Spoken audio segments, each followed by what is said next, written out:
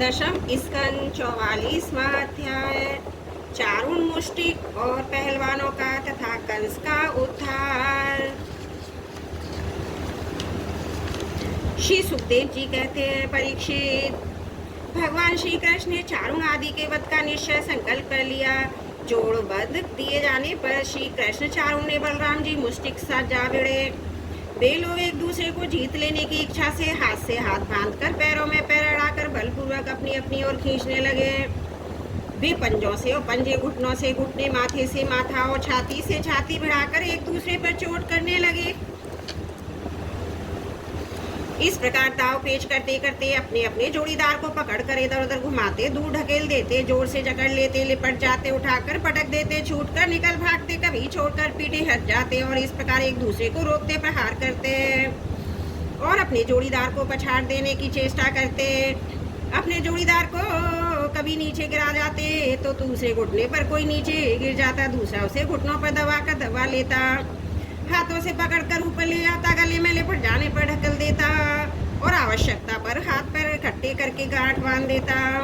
परीक्षित, इस दंगल को देखने के लिए नगर की बहुत सी महिलाएं भी आई थीं। उन्होंने जब देखा बड़े बड़े पहलवानों के साथ वे छोटे छोटे बलहीन बालक लड़ाए जा रहे हैं, तब वे अलग अलग टोलियां बनाकर करुणावश आपस में बातचीत करने लगी। यहाँ राजा कंस के सभासद बड़ा अन्याय और अधर्म कर रहे हैं। कितने खेद की बात है कि राजा के सामने ही ये पहली पहलवानों और निर्बल बालकों के युद्ध का अनुमोदन करते हैं। बहन देखो, इन पहलवानों का एक एक अंग वज्र के समान कठोर है। ये देखने में बड़े भारी पर्वत से मालूम होते हैं, परंतु श्री कृष्ण और बलराम अभी जवान भी नहीं हुए। इनकी कुशल अवस्था है, इनका एक एक अंग अत्यंत सुकुमार है। कहाँ वे जितने लोग यहाँ इकट्ठे हुए देख रहे हैं, उन्हें अवश्य अवश्य धर्म उल्लंघन का पाप लगेगा। सखी, अब हमें भी यह चल देना चाहिए, जहाँ धर्म की प्रधानता वहाँ कभी ना रहे। यही शास्त्र का नियम है। देखो, शास्त्र कहता है कि बुद्धिमान पुरुष को सभासदों के दोषों को जानते हुए सभा में जाना ठीक नहीं है, क्योंकि वहाँ जाकर उन अपगणों को कहना, चुप रह जाना अथवा मैं नहीं जानता ऐसा कह देना, ये तीनों ही बातें मनुष्य को दोषभागी बनाती हैं। देखो देखो, श्रीकृष्ण शत्रु के चारों ओर पैतरा बदल रहे हैं। उनके मुख पर पसीने की बूंदें ठीक वैसे ही शोभा दे रही हैं जैसे कमल कोश पर जल की बूंदें। सखियों, क्या तुम नहीं देख रही हो कि बलराम जी का मुख मुष्टिक के प्रतिक्रोध के कारण कुछ कुछ लाल लोचनों से युक्त हो रहा है, फिर भी हास्य का अनिरुद्ध आवेग कितना सुंदर लग रहा है। सखी, सच पूछो तो ब्रजभूमि पवित्र बन गई है और धन्य भी है, क्योंकि वहाँ ये पुरुषोत्तम मनुष्य के भेष में छिपकर रहते हैं। स्वयं भगवान शंकर और लक्ष्मी जी जिनके चरणों की पूजा करते हैं, वे भी प्रभु वहाँ रंग बिरंगे जंगली पुष्पों की माला धारण कर लेते हैं तथा बलराम जी के साथ बांसुरी बजाते हुए, गौए चराते हुए, तरह तरह के खेल खेलते हुए आनंद से विचरते हैं।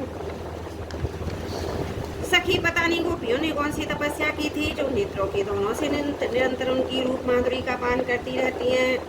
इनका रूप क्या है, लावण्य का सार संसार में या उससे परे किसी भी रूप इनके रूप के समान नहीं है। फिर बढ़ चढ़कर होने की तो बात ही क्या है। सो भी किसी के सामने सजाने से नहीं, गहने कपड़े से भी नहीं, बल्कि स्वयं सिद्ध है। इस रूप को देखते देखते तृप्ति भी नहीं होती, क्योंकि ये प्रतिक्षण नया होता जाता है। नित्य नूतन है समग्र यश सौंदर्य ऐश्वर्य इसी के आश्रित है सखियों, परंतु इनका दर्शन तो औरों के लिए बड़ा ही दुर्लभ है। वह तो गोपियों के भाग में बता है सखी। ब्रज की गोपियां धन्य, निरंतर श्री कृष्ण में चित लगा रहने के कारण, प्रेम भरे हृदय में आंसुओं के कारण गदगद कंठ से भी उन्हीं की लीलाओं का गान करती रहती हैं। वे दूध दुहते हुए, दही मत्थे हुए, धान कूटते हुए, घर लीपते हुए, बालकों को झूला झुलाते हुए, बालों को रोते चुप कराते, उन्हें नहलाते धुलाते, घरों को झाड़ते बुहारते, कहाँ तक करें, सारे काम काज करते समय श्री कृष्ण के गुणों के गान में ही मस्त रहती हैं। ये श्री कृष्ण जब प्रातः काल गो को चराने के लिए ब्रज में बन जाते हैं और सायकाल उन्हें लेकर ब्रज में लौटते हैं, तब बड़े मधुर स्वर से बांसुरी बजाते हैं। उनकी टेर सुनकर गोपियां घर का सारा काम काज छोड़कर झटपट रास्ते में दौड़ाती है। श्री कृष्ण का मंद मंद मुस्कान एवं दयावरी चितवन से युक्त मुख कमल निहार निहार निहाल होती है। सचमुच गोपियां ही परम पुण्यवती हैं। भरत वंश शिरोमणि, जिस समय पूर्वासी स्त्रियां इस प्रकार बातें करती थी, उसी समय योगेश्वर भगवान श्री कृष्ण ने मन ही मन शत्रु को मार डालने का निश्चय किया। स्त्रियां भी ये भयपूर्ण बातें माता पिता देव की वसुदेव सुन रहे थे। वे पुत्र स्नेह व शोक से बेहाल हो गए थे। उनके हृदय में बड़ी जलन, बड़ी पीड़ा होने लगी, क्योंकि वे अपने पुत्रों के बलबीर को नहीं जानते थे। भगवान श्री कृष्ण से भिड़ने वाले चारुण दोनों ही भिन्न भिन्न प्रकार के दाव पेच का प्रयोग करते हुए परस्पर जिस प्रकार लड़ रहे थे, वैसे ही बलराम जी मुष्टिक भी भिड़ हुए थे। भगवान के अंग प्रत्यंग वज्र भी कठोर हो रहे थे। उनकी रगड़ से चारुण की रगड़ ढीली पड़ गई। बार बार ऐसे मालूम हो रहा था मानो उनके शरीर सारे बंधन टूट रहे हैं। उसे बड़ी हानि, बड़ी व्यथा हुई। अब वो अत्यंत क्रोधित होकर बाज की तरह झपटा, दोनों हाथों के घूंसे बांधकर अपने भगवान श्री कृष्ण की छाती पर प्रहार किया।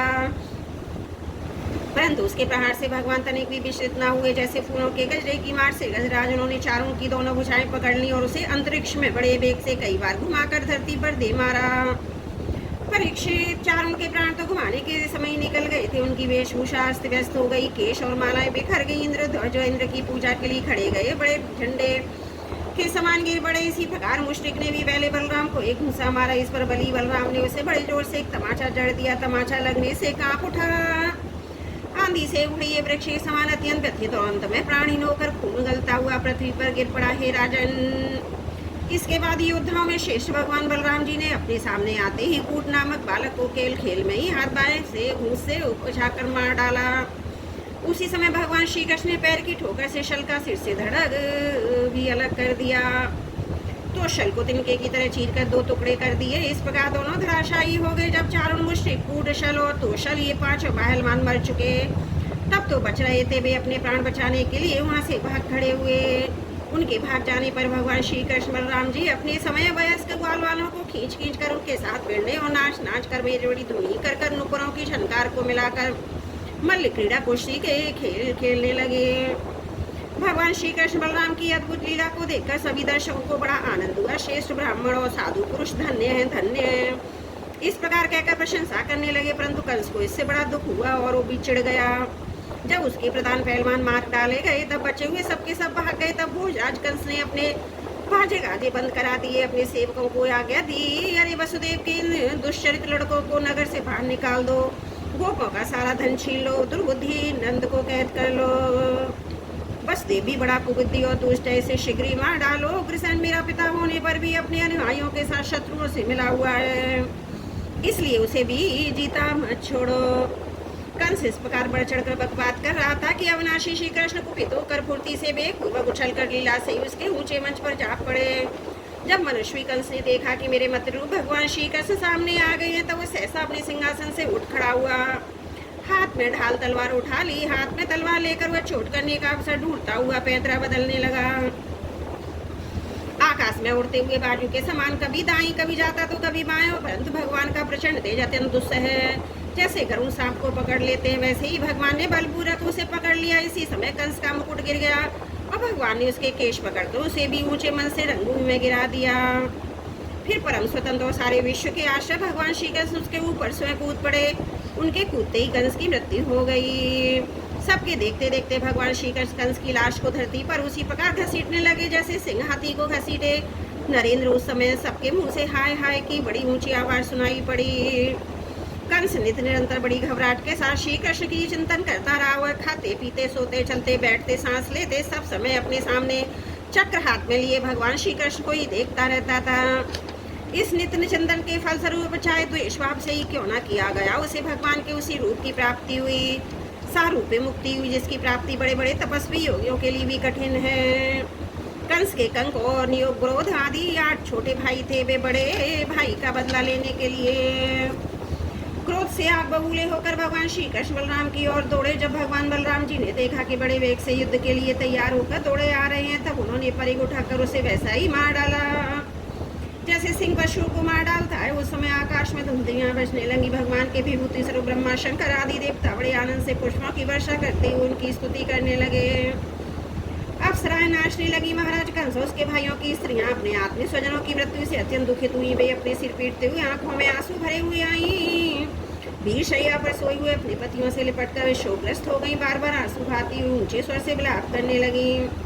हा नाथ, हे प्यारे, हे धर्म के करुणामय, हे अनाथ वत्सल, आपकी मृत्यु से हम सब की मृत्यु हो गई। आज हमारे घर उजड़ गए, हमारी संतान अनाथ हो गई है। पुरुष श्रेष्ठ, इस पुरी के आप ही स्वामी थे, आपके वजह से इसके उत्सव समाप्त हो गए, मंगल चेत उतर गए। यह हमारी भांति विधवा होकर शोभाहीन हो गई। स्वामी अपने निरपराध प्राणियों के साथ घोर द्रोह किया था, अन्याय किया था, इसी से आपकी ये गति हुई है। सच तो जगत के जीवों से द्रोह करता है, उसका अहित करता है। कौन ऐसा पुरुष शांति पा सकता है? भगवान श्री कृष्ण जगत के समस्त प्राणियों के उत्पत्ति प्रलय के आधार हैं। यही रक्षक भी हैं। जो इनका बुरा चाहता है, उनका तिरस्कार करता हुआ कभी सुखी नहीं हो सकता। श्री सुखदेव जी कहते हैं, परीक्षित, भगवान श्री कृष्ण ही सारे संसार के जीवन दाता हैं। उन्होंने रानियों को ढांढस बंधाया, सांत्वना दी, फिर लोक रीति के अनुसार मरने वालों का जैसा क्रियाकर्म होता है वह सब कराया। तदंतर भगवान श्री कृष्ण बलराम जी ने जेल में जाकर अपने माता पिता को बंधन से छुड़ाया, सिर से स्पर्श करके उनके चरणों की वंदना की। किंतु अपने पुत्रों के प्रणाम करने पर भी देव की वसुदेव ने उन्हें जगदीश्वर समझकर अपने हृदय से नहीं लगाया। उन्हें शंका हो गई कि हम जगदीश्वर के पुत्र कैसे समझें। बोलो भागवत भगवान की जय। दशम स्कंद 44वां अध्याय। समाप्त त्रुटियों के लिए क्षमा चाहती हूँ। दशम स्कंद 45वां अध्याय। श्री कृष्ण बलराम का यज्ञोपति और गुरुकुल प्रवेश।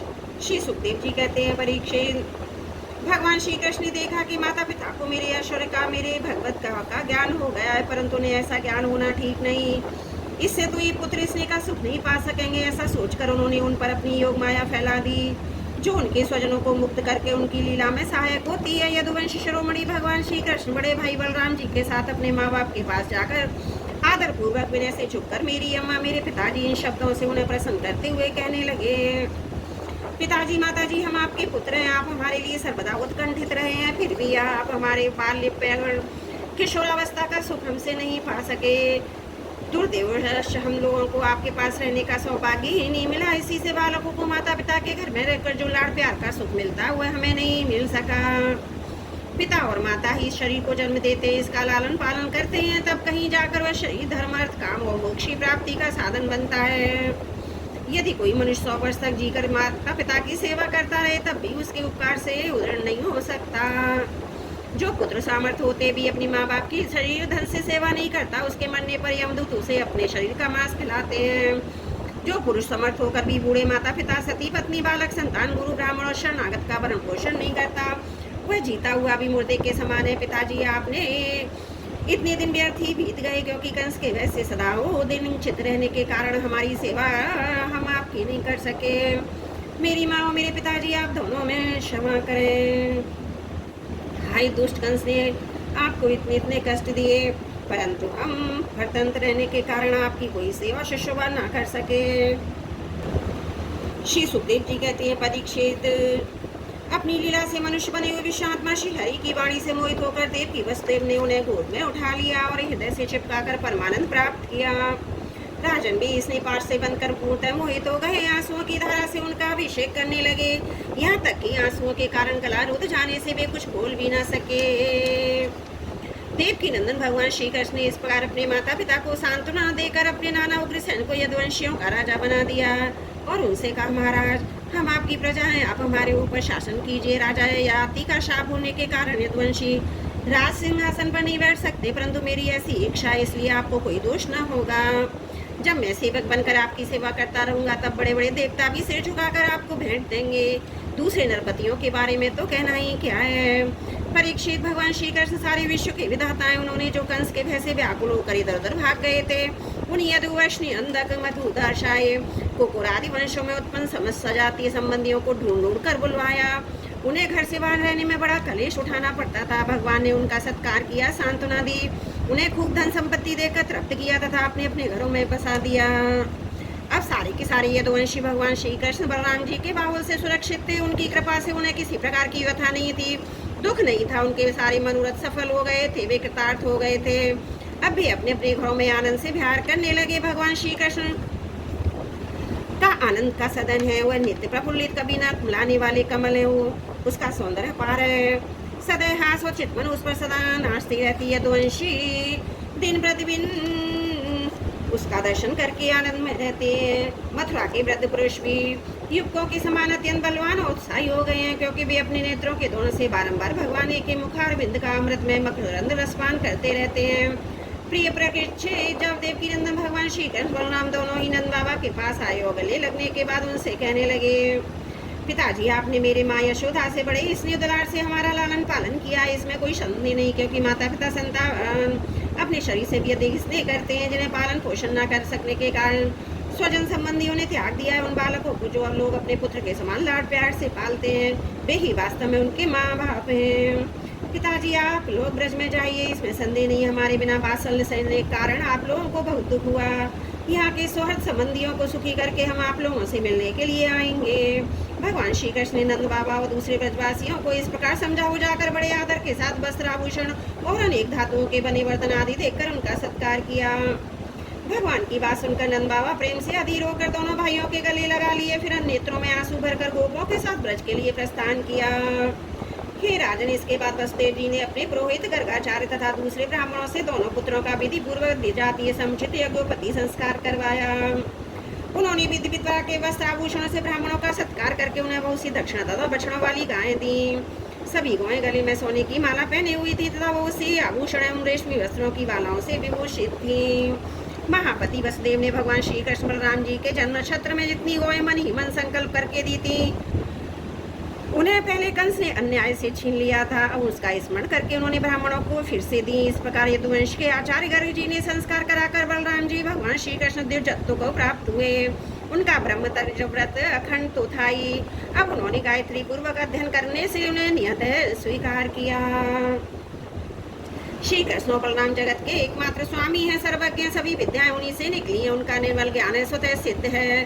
फिर भी इन्होंने मनुष्य की सी लीला करके उसे छुपा रखा था। अब भी दोनों गुरुकुल में निवास करने की इच्छा से काश्यप गोत्री सांदीपनी मुनि के पास गए, जो अवंतीपुर उज्जैन में रहते थे। वे दोनों भाई विधि पूर्वक गुरु जी के पास रहने लगे। उस समय वे बड़े ही सुसंयत अपनी चेष्टाओं को सर्वदा नियमित रखते थे।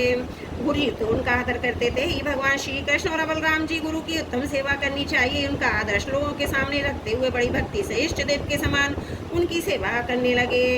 गुरुवर सांदीपनी जी उनकी शुद्ध भाव से युक्त सेवा से बहुत प्रसन्न हुए। उन्होंने दोनों भाइयों को 6 अंगों उपनिषदों के सहित संपूर्ण वेदों की शिक्षा दी। इसके सिवा मंत्र और देवताओं के ज्ञान के साथ धनुर्वेद, मनुस्मृति और धर्मशास्त्र, मीमांसा आदि वेदों का तात्पर्य बतलाने वाले शास्त्र, तर्क विद्या, न्याय शास्त्र आदि भी शिक्षा दी। साथ ही संधि, विग्रह, यान, आसन, वेद और आश्रय, इन 6 वेदों से युक्त राजनीति का भी अध्ययन कराया। परीक्षित, भगवान श्री कृष्ण बलराम सारी विद्याओं के प्रवर्तक हैं। इस प्रकार केवल शेष मनुष्य का सव्यवहार करते हुए वे अध्ययन कर रहे थे। उन्होंने गुरु जी के केवल एक बार कहने मात्र से सारी विद्याएं सीख ली थी। केवल 64 दिन रात में नहीं, संयमी शिरोमणि दोनों भाइयों ने 64 कलाओं का ज्ञान प्राप्त कर लिया। इस प्रकार अध्ययन समाप्त होने पर उन्होंने सांदीपनी मुनि से प्रार्थना की कि वे आपकी जो इच्छा हो गुरु दक्षिणा मांग लें। महाराजा सांदीपनी मुनि ने उनकी अद्भुत में अलौकिक बुद्धि का अनुभव कर लिया था, इसलिए उन्होंने अपनी पत्नी से सलाह करके ये गुरु दक्षिणा मांगी कि प्रवास क्षेत्र में हमारा बालक समुद्र में डूबकर मर गया था, उसे तुम लोग ला दो। बलराम जी श्री कृष्ण पराक्रम अनंत था, उन्होंने दोनों ही महारथी थे। उन्होंने बहुत अच्छा कहा कहकर गुरु जी की आज्ञा स्वीकार की। रथ पर सवार होकर प्रवास क्षेत्र में गए। वे समुद्र तट पर जाकर क्षण भर बैठे रहे। उस समय ये जानकर कि साक्षात परमेश्वर है, उनके प्रकार की पूजा सामग्री लेकर समुद्र उनके सामने उपस्थित हुआ। भगवान ने समुद्र से कहा, समुद्र तुम यहाँ अपनी बड़ी बड़ी तरंगों से हमारे जिस गुरुपुत्र को बहा ले गए थे उसे लाकर शीघ्र हमें दो। मनुष्य वेशधारी समुद्र ने कहा, देवादिदेव श्री कृष्ण, मैंने उस बालक को नहीं लिया। मेरे जल में पंचजन नाम का एक बड़ा भारी दैत्य जाति का असुर शंख के रूप में रहता है, अवश्य उसी ने वह बालक चुरा लिया होगा। समुद्र की बात सुनकर भगवान तुरंत ही जल में जा घुसे और शंखासुर को मार डाला, परंतु वह बालक उसके पेट में नहीं मिला। तब उसके शरीर का शंख लेकर भगवान रथ पर चले आए। वहां से बलराम जी के साथ श्री कृष्ण ने यमराज की पुरी की संयमी में जाकर अपना शंख बजाया। शंख का शब्द सुनकर प्रजा का शासन करने वाले यमराज ने उनका स्वागत किया। भक्ति भाव से भरकर विधि पूर्वक उनकी बहुत पूजा की। उन्होंने नम्रता से झुककर समस्त प्राणियों के हृदय में विराजमान सच्चिदानंद स्वरूप भगवान श्री कृष्ण से कहा, लीला से ही मनुष्य बने हुए सर्वव्यापक परमेश्वर, मैं आप दोनों की क्या सेवा करूं? श्री भगवान ने कहा, यमराज, यहाँ हमने कर्म बंधन के अनुसार मेरा गुरु पुत्र लाया गया है। तुम मेरी आज्ञा स्वीकार करो और उसके कर्म पर ध्यान न देकर उसे मेरे पास ले आओ।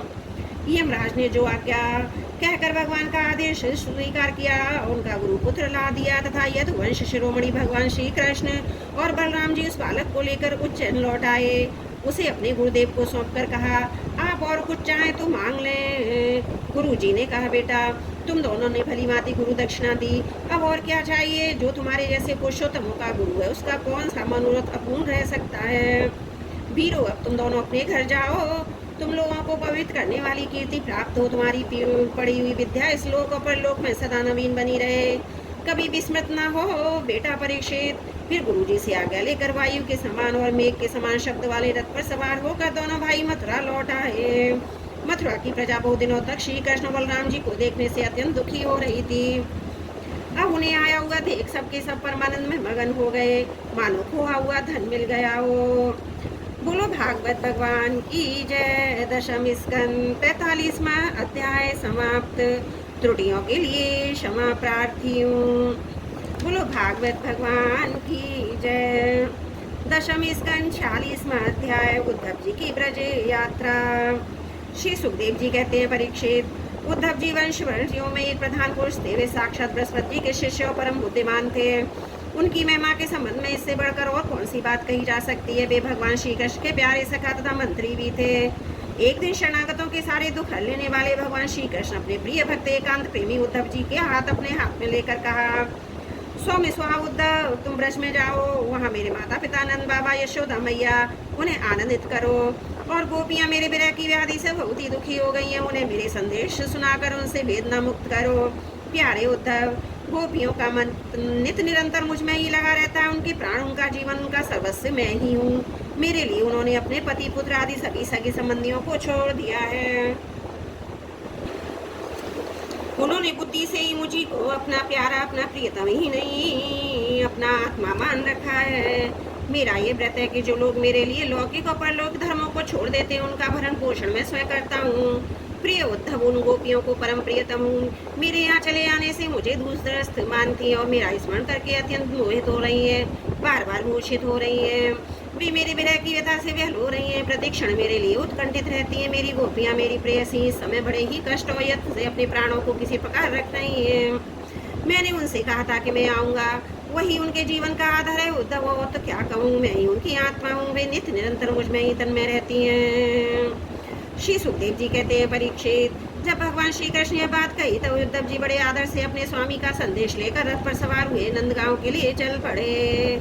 परम सुंदर उद्धव जी सूर्यास्त के समय नंद बाबा के ब्रज में पहुंचे। उस समय जंगल से गौएं लौट रही थी। उनके खुरों के आघात से इतनी धूल उड़ रही थी, उनका रथ ढक गया था। ब्रजभूमि में ऋतुमती गौं के लिए मत वाले सांड आपस में लड़ रहे थे। उनकी गर्जना से सारा ब्रज गूंज रहा था। थोड़े दिनों की ब्याही हुई गौएं अपने थनों के भारी भार से दबी होने पर भी अपने अपने बछड़ों की ओर दौड़ रही थी। सफेद रंग के बछड़े इधर उधर उछल कूद कर मचाते हुए भय से भले मालूम होते थे। गाय दुहने की घर घर ध्वनि से और बांसुरी की मधुर ढेर से अब भी ब्रज की अपूर्व शोभा हो रही थी।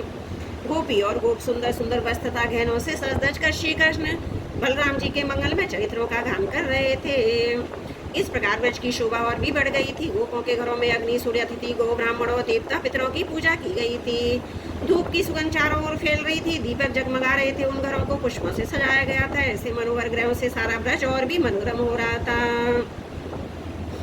चारों ओर बंद पंक्तियां फूलों से लद रही थी। पक्षी चमक रहे थे, भौरे गुंजार कर रहे थे। वहाँ जल और स्थल दोनों ही कमलों के वन से शोभामान हो रहे थे।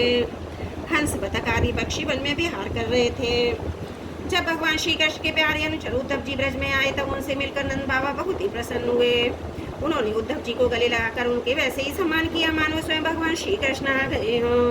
समय पर उत्तम अन्न का भोजन कराया। जब वे आराम से पलंग पर लेट गए, सेवकों ने पांव दबाकर पंखा चलकर उनकी थकावट दूर कर दी। तब नंद बाबा ने उनसे पूछा, परम भागवान उद्धव जी, अब हमारे सखा वसुदेव जी जेल से छूट गए। उनके आत्मीय स्वजन तथा पुत्र आदि उनके साथ हैं। इस समय वे सब कुशल से तो है न। यह बड़े सौभाग्य की बात है कि अपने पापों के फलस्वरूप पापी कंस अपने अनुयायियों के साथ मारा गया, क्योंकि स्वभाव से ही धार्मिक परम साधु यदुवंशियों से वह सदा द्वेष करता था। अच्छा उद्धव जी, श्री कृष्ण भी हम लोगों की याद भी करते हैं या उनकी माँ है, स्वजन संबंधी हैं, सखाएं, गोप हैं, उन्हीं को अपना स्वामी और सर्वस्व मानने। यह ब्रज है, उन्हीं की गोएं, वृंदावन में। और ये गिरिराज, क्या वे कभी इसका स्मरण करते हैं? आप यह तो बतलाइए। हमारे गोविंद अपने स्वत बांधवों को देखने के लिए एक बार भी यहाँ आएंगे क्या? यदि वे यहाँ जाते हैं तो हम उनकी सुवर्ण नाश का, उनका मधुर हास्य मनोचित बने युक्त मुख कमल देख तो ले। उद्धव जी श्री कृष्ण उद्धार हृदय, उनकी शक्ति अनंत है। उन्होंने दावानल से, आंधी पानी से, वृषासुर से, अजगर से और अनेकों मृत्यु के निमित्तों से, जिन्हें टालने का कोई उपाय न था, एक बार नहीं अनेक बार हमारी रक्षा की है। उद्धव जी, हम श्री कृष्ण विचित्र चरित्र, उनकी विलासपूर्ण और उन्मत्त हास्य मधुर भाषण आदि का स्मरण करते रहते हैं। उसमें इतने तन्मय रहते हैं कि अब हमसे कोई काम काज नहीं हो पाता। जब हम देखते हैं कि वह वही नदी है जिसमें श्री कृष्ण जल क्रीड़ा करते थे, वही गिरिराज है जिसे उन्होंने एक हाथ पर उठा कर लिया था। ये बेही वन के प्रदेश है जहाँ श्री कृष्ण घोड़े चलाते हुए बांसुरी बजाते थे, और वही स्थान है जहाँ वे अपने सखाओं के साथ अनेकों प्रकार के खेल खेलते थे, और साथ ही अभी देखते थे कि वहाँ उनके चरण चिन्ह अभी मिटे नहीं है। तब उन्हें देखकर हमारा मन श्री कृष्णमय हो जाता था। इसमें संदेह नहीं कि हम श्री कृष्ण बलराम को देव शिरोमणि मानते हैं। यह भी मानते हैं कि देवताओं का कोई बड़ा प्रयोजन सिद्ध करने के लिए ये लोग यहाँ आए हैं। स्वयं भगवान गर्गाचार्य जी ने मुझसे ऐसा ही कहा था। जैसे बिना किसी परिश्रम के पशुओं को मार डालते हैं, वैसे उन्होंने खेल खेल में 10,000 हाथियों का बल रखने वाले कंस, उसके दोनों अजय बलवान और महान बलशाली गजराज कुबले पीड़ को मार डाला। उन्होंने 3 दाम वाले लंबे अत्यंत दृढ़ धनुष को भी तोड़ दिया, जैसे कोई हाथी किसी छड़ी को तोड़ देता है। हमारे प्यारे श्री कृष्ण 1 हाथ से 7 दिनों तक गिरिराज को उठाए रखे थे। यही सबके देखते देखते खेल खेल में जिन्होंने प्रलंब, धेनुका, रिष्टा, तृणावर्त और बका आदि उन बड़े बड़े दैत्यों को मार डाला, जिन्होंने समस्त देवता आश्रमों पर विजय प्राप्त कर ली थी। श्री सुखदेव जी कहते हैं, परीक्षित, नंद बाबा का हृदय यूं ही भगवान श्री कृष्ण के अनुराग रंग में रंगा हुआ था। जब इस प्रकार वे अपनी लीलाओं को एक बार करके स्मरण करने लगे, तब तो उनकी प्रेम की बाढ़ी आ गई। वे बेहल हो गए उनके मिलने की अत्यंत उत्कंठा देखकर, और उनका गला रुध गया। वे चुप हो गए। यशोदा रानी भी वहीं बैठकर नंद बाबा की बातें सुन रही थी। श्री कृष्ण की एक एक लीला सुनकर उनके नेत्रों में आंसू बहते जाते थे। पुत्र स्नेह की बाढ़ से उनके स्तनों की दूध की धारा बहती जा रही थी। उद्धव जी, नंद बाबा, यशोदा रानी के हृदय में श्री कृष्ण के प्रति कैसा अगाध अनुराग है, यह देखकर आनंद मग्न हो गए और उनसे कहने लगे। उद्धव जी ने कहा, हे मानव, इसमें संदेह नहीं कि आप दोनों समस्त शरीरधारियों में अत्यंत भाग्यवान हैं, सराहना करने योग्य हैं, क्योंकि जो सारे चराचर जगत के बनाने वाले, उसे ज्ञान देने वाले नारायण है, उनके प्रति आपका हृदय ऐसा बात्सल्य स्नेह पुत्र भाव है। बलराम और श्री कृष्ण पुराण पुरुष हैं, वे सारे संसार के उपादान कारण और निमित्त कारण भी हैं। भगवान श्री कृष्ण पुरुष हैं तो बलराम प्रधान प्रकृति हैं। ये दोनों ही समस्त शरीरों में प्रविष्ट होकर उन्हें जीवन दान देते हैं। उनमें उनसे अत्यंत विलक्षण तो ज्ञान स्वरूप जीव है, उसका नियमन करते हैं। जो जीव मृत्यु के समय अपने शुद्ध मन को एक क्षण के लिए भी उनसे लगा लेता है, वह समस्त कर्म वासनाओं को धो डालता है और शीघ्र ही सूर्य के समान तेजस्वी ब्रह्म में होकर परम गति को प्राप्त होता है। वे भगवान ही है, सबके आत्मा परम कारण है। भक्तों की अभिलाषा पूर्ण करने और पृथ्वी का भार उतारने के लिए मनुष्य का सा शरीर धारण करके प्रकट हुए हैं। उनके प्रति आप दोनों का ऐसा सुदृढ़ वात्सल्य भाव है, फिर महात्मनो आप दोनों के लिए अब कौन सा शुभ कर्म करना शेष रह जाता है। भक्त वत्सल यदुवंश शिरोमणि भगवान श्री कृष्ण थोड़े ही दिनों में ब्रज आएंगे और आप दोनों को अपने माँ बाप को आनंद करेंगे। जिस समय उन्होंने समस्त यदुवंशियों के द्रोही कंस को रंगभूमि में मार डाला, आपके पास आकर कहा कि मैं ब्रज में आऊंगा, इस कथन को वे सत्य करेंगे। नंद बाबा या माता यशोदा, आप दोनों परम भाग्यशाली हैं, खेद ना करें, आप श्री कृष्ण को अपने पास ही देखेंगे। क्योंकि जैसे काश में अग्नि सदा ही व्यापक रूप से रहती है, वैसे ही वे समस्त प्राणियों के हृदय में सर्वदा विराजमान रहते हैं। एक शरीर के प्रति अभिमान न होने के कारण ना तो उनको कोई प्रिय और ना कोई अप्रिय, वे सब में और सबके प्रति समान है। इसलिए उनकी दृष्टि में ना तो कोई उत्तम है और ना तो अधम। यहाँ तक कि विषमता का भाव रखने वाला भी उनके लिए विषम नहीं है। ना तो उनकी कोई माता है, ना कोई पिता, ना पत्नी, ना पुत्र आदि, ना अपना है, ना पराया, ना देह और ना जन्म ही। इस लोक में उनका कोई कर्म नहीं है, फिर भी वे साधुओं के परित्राण के लिए, लीला करने के लिए देवादि सात्विक मत्स्य आदि तामस और मनुष्य आदि विषयोनियों में शरीर धारण करते हैं। भगवान अजन्मा है, उनमें प्राकृत सतरज आदि में से एक भी गुण नहीं है। इस प्रकार उन गुणों से अतीत होकर भी लीला के लिए खेल खेल में वे सतरज और तम इन दोनों तीनों गुणों को स्वीकार कर लेते हैं। उनके द्वारा जगत की रचना पालन और संहार करते हैं। जब बच्चा घुमरी बेरता खेलते रहते हैं, मनुष्य वेग से चक्कर लगाते रहते हैं, तब उन्हें सारी पृथ्वी घूमती हुई जान पड़ती है। वैसे ही वास्तव में सब कुछ करने वाला चित्त ही है, परंतु उस चित्त में अहम बुद्धि हो जाने के कारण भ्रमवश उसे आत्मा अपना में मैं समझ करने के कारण जीव अपने को कर्ता समझने लगता है।